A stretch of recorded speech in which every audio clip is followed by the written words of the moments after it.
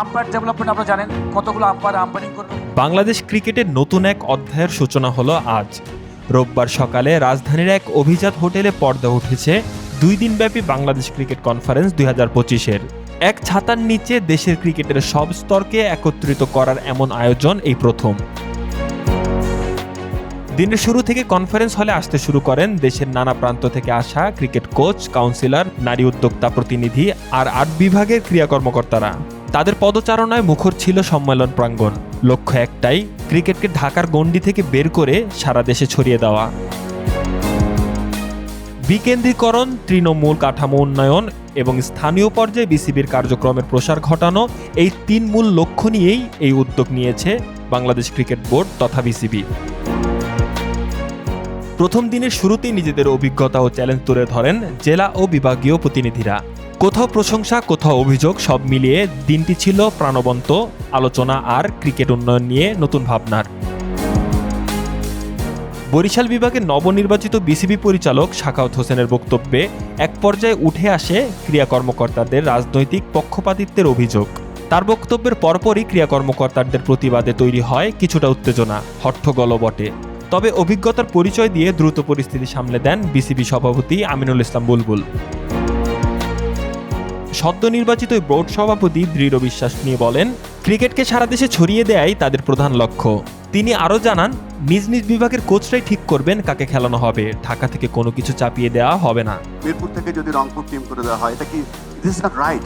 আমরা ক্রিকেটটাকে সবার কাছে ছড়িয়ে দেব এবং আপনারা নিজেরা সিদ্ধান্ত নেবেন আপনাদের কিরকম টিম হওয়া উচিত।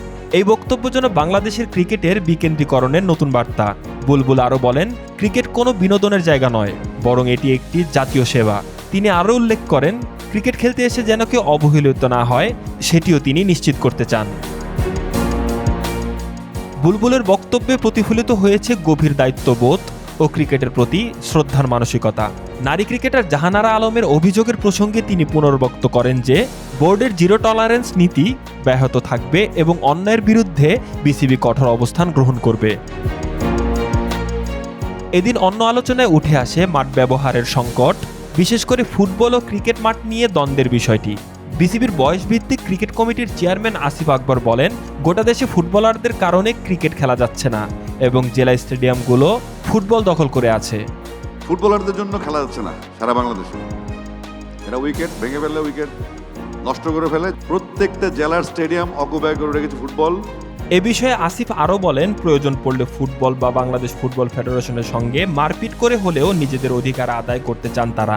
জাতীয় ক্রীড়া পরিষদের কাছে এই বিসিবি পরিচালকের দাবি, সব খেলার জন্য আলাদা সময় বরাদ্দ করে বাৎসরিক সূচি তৈরি করে দিতে। তো যদি ফুটবল মারপিট করে, আমার হিসাবে আমিও মারপিট করবো। চান্দা চাইতেছি না, কিডনি চাচ্ছি না, কারো হার্ট চাচ্ছি না, চোখ চাচ্ছি না, আমরা চাচ্ছি খেলার অধিকার। আসিফের এই সোজাসাপটা বক্তব্যে মাঠ ব্যবস্থাপনার বাস্তব সমস্যা আরও একবার প্রকাশ্য হলো। তবে বিতর্ক বা মতবিরোধও যেন নতুন ক্রিকেট ভাবনার অংশ, কারণ এই কনফারেন্সের লক্ষ্যই হলো সমস্যা চিহ্নিত করে তার সমাধানের পথ খোঁজা। সোমবার অর্থাৎ দ্বিতীয় দিনে আলোচনার কেন্দ্রবিন্দু হবে ক্রিকেটারদের অবকাঠামো উন্নয়ন, বয়সভিত্তিক ক্রিকেটে পরিকল্পনা এবং সরকারি সহায়তা বৃদ্ধি। সঙ্গে থাকবে সততা, স্বচ্ছতা ও টেকসই উন্নয়নের উপর বিশেষ সেশন।